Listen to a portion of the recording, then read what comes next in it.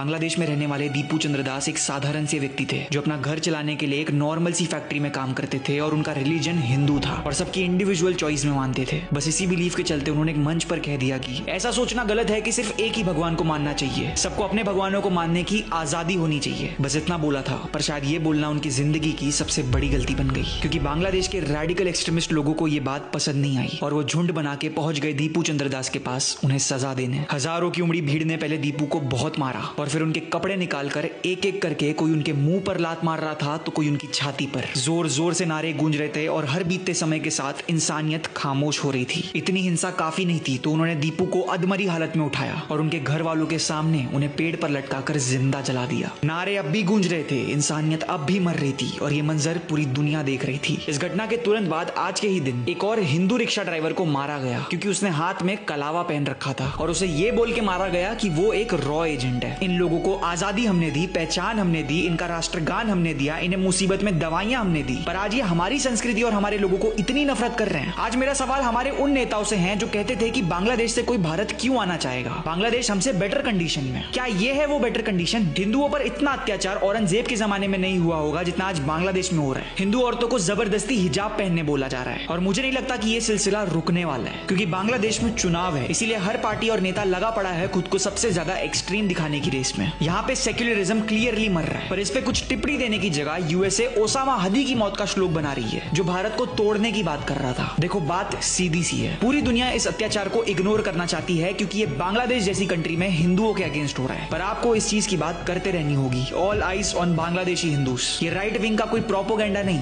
ये हमारे पड़ोस की कड़वी सच्चाई है जो इग्नोर नहीं होनी चाहिए।